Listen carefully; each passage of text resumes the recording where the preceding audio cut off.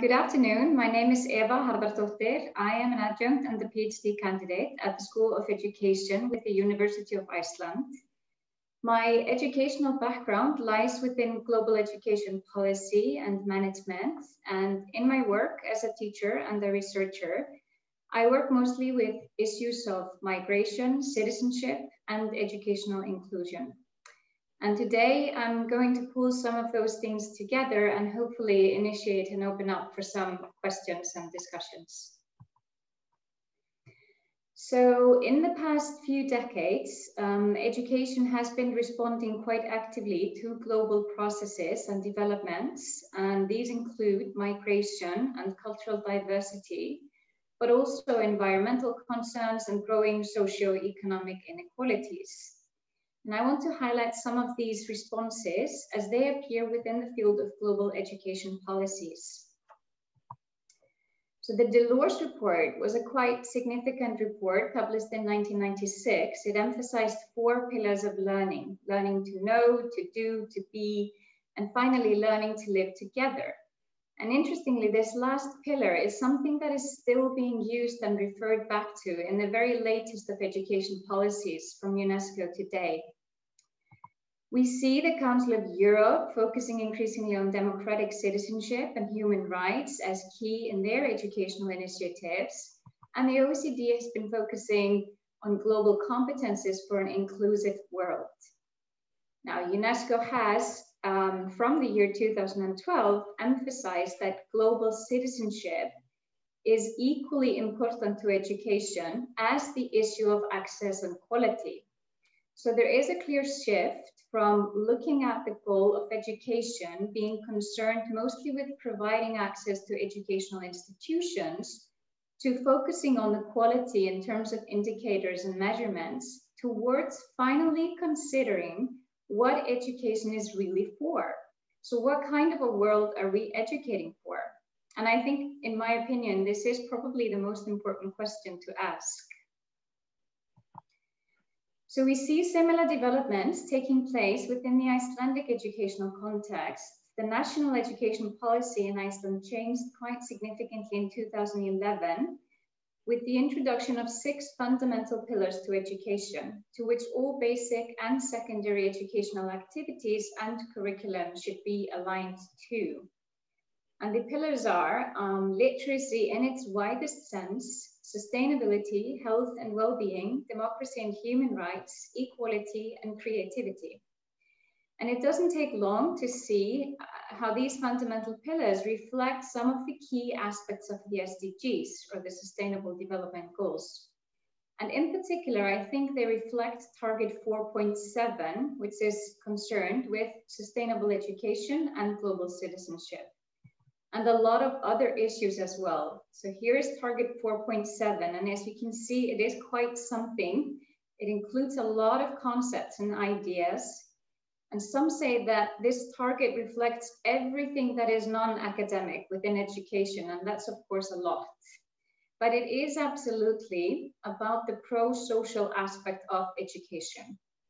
And currently, I'm involved in both teacher training and the creation of educational material pertaining specifically to this target.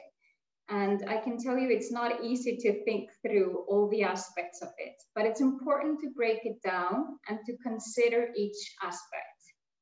For now, I'm going to talk a little bit more about global citizenship as a key aspect to this target, but also in relation to social inclusion and some of the work that I've been doing in my research in relation to migrant students and parents within the Icelandic school system. So the concept of citizenship has been changing quite significantly, both within the field of education and beyond, and it has been taking on a much wider meaning than probably the conventional notion of it.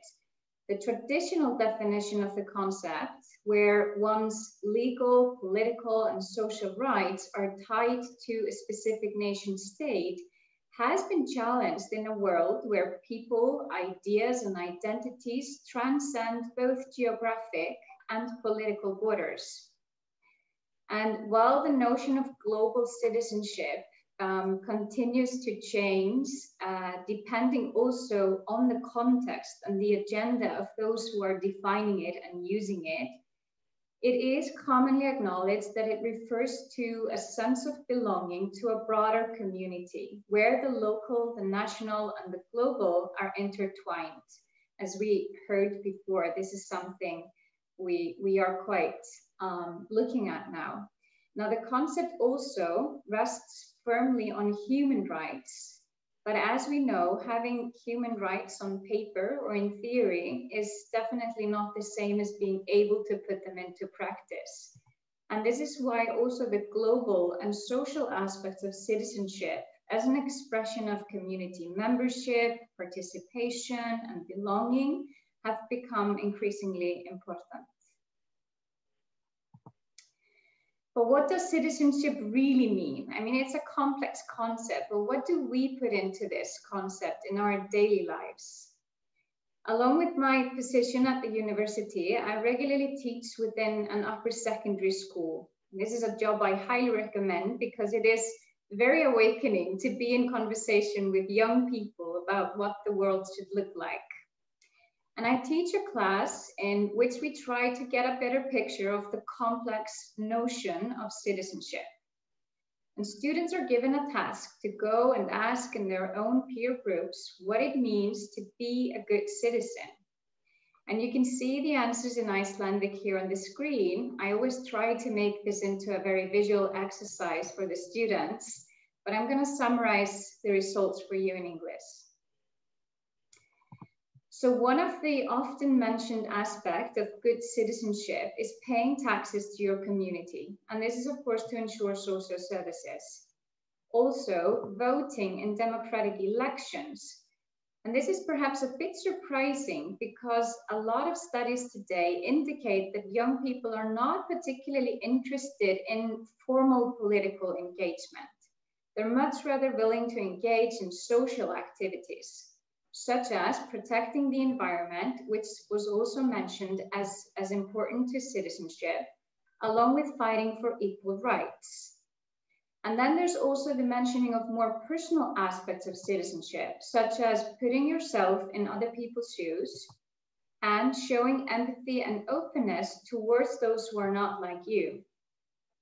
Now, clearly, if we look at this list, this is an ideal list for both global and social citizenship.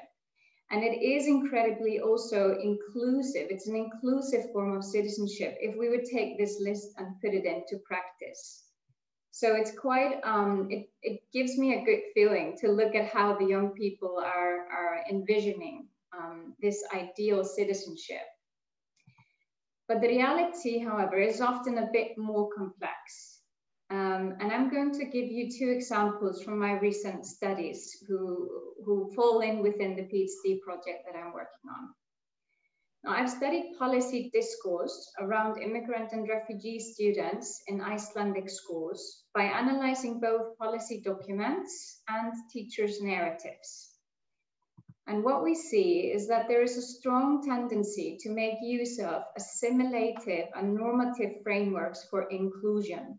For example, by emphasizing that all migrant students need to become the same or do the same or have the exact same skill sets as Icelandic students in order to succeed educationally. There's also a strong narrative of the other, where teachers, for example, talk about us and them, they are so different, they are not like us, etc., which of course only serves to underpin exclusion or marginalization of the migrant group within the field of schooling. Now, I want to note, and it's really important that this is also said, that the teachers in this study, and in fact all the teachers that I work with, are generally very positive and willing to support their students to become included.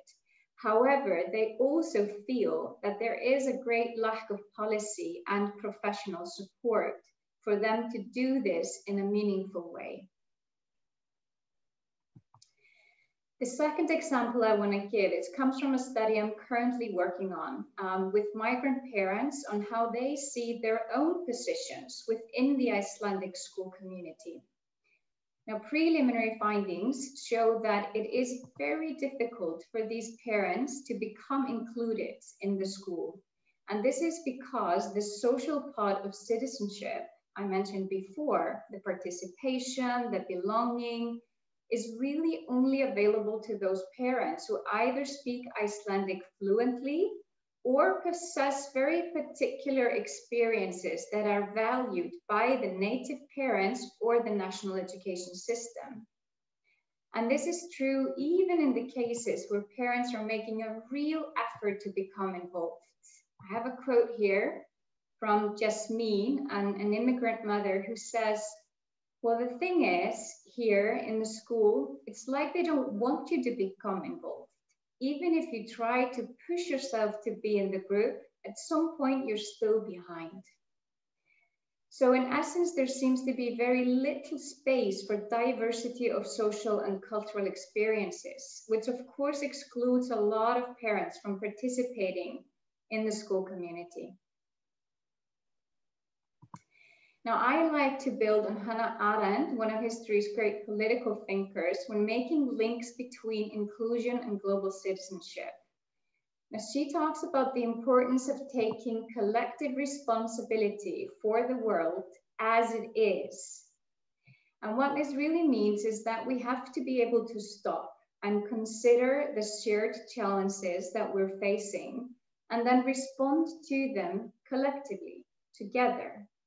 Even if we don't feel like we are particularly responsible for some of the things that are going on in the world. And I think this is really important because it can be easy to look away if we feel like these faraway problems do not concern us personally. But there's also another aspect to the collective response, and that is that we have to make the response to be inclusive of differences and diversity of opinions.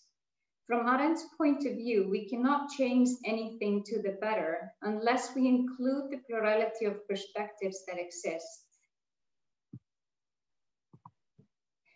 So on a very final note, today I did not mention or talk about COVID, the pandemic, but this is of course one of the big crises that we're facing in our times. And it has certainly affected inclusive processes within the field of education.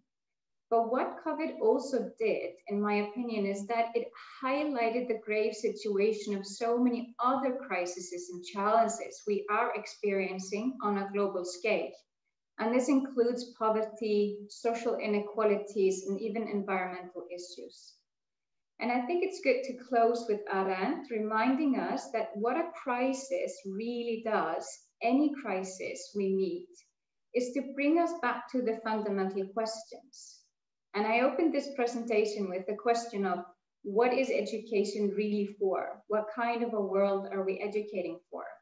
And I think we can use this question within any field or organization if we turn it towards our own work. So how's our own work supporting the next generation in making a more inclusive and sustainable world? And here are some of the references, and I'll leave you with that big question, and thank you so much for listening. Takk fyrir in Icelandic.